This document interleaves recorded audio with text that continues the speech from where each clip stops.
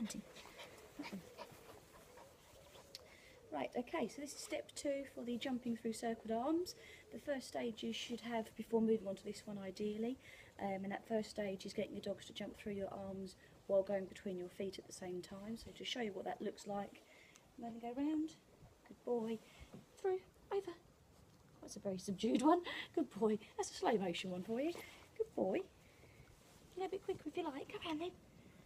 And then go round and over. Yes, good boy. That's more of a jump. Good boy. It's nice. So when you're at this stage, you don't need to have a treat pot in front of you, nothing to lure your dogs forward, no people calling your dogs through. They understand how to go through your arms, not check to see what's in your hands, and just go straight through in that manner. Once you can get this, your next stage is the final step to this one, and that is bringing your hands to one side of you or the other for your dogs to jump through.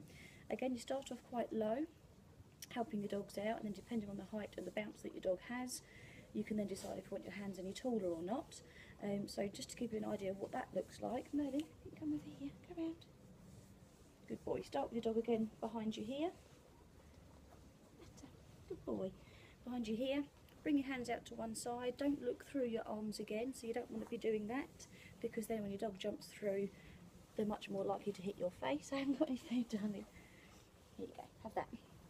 And just bring your hands out, Merlin, over, over. Go on, go. Merlin, over. Good boy. Looking at pigeons. And then help your dogs to come through. Good boy, when they're not looking around at birds in the sky. And that's what we're after. Okay, so initially you might need to bring your treat pot back in for 1 or 2 just to get your dogs looking forwards, because it changes, but you would need to bring that treat pot up off the floor again quite quickly, so your dogs are doing it on command rather than just because there's a lure there. Okay, gradually the more that you do, the more their confidence will get up. You won't need to look at them at all because you know they're going to do it, and you can then have your hand from down quite low to higher. You can open your hands up a little bit more, you can reach around a little bit further, so really most sizes of dogs can manage this one as well. So Merlin, are you ready? You want this? You want this? Good boy, ready? Go round. And Merlin, over. Yes, good boy. Is what your finished jumping through arms would look like. Now you can do this with your dog in a stay and move ahead of them and then call them through your arms. One of the things I prefer to do with my dogs is have them moving and moving a little bit faster to give them a bit of momentum, so I send them around me, or they go through my legs and around one leg and then through my arms to get it that way.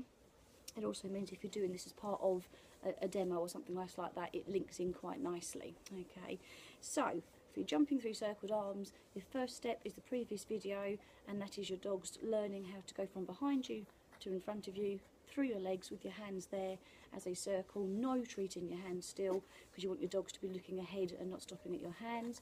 Once they've mastered that, move on to this video here, and this is now jumping through circled arms. Low to start with, move your arms higher once your dog's got the idea if you want them to. Invite another dog if you like as well, like Cassie, and then we look forward to seeing your videos. Probably don't need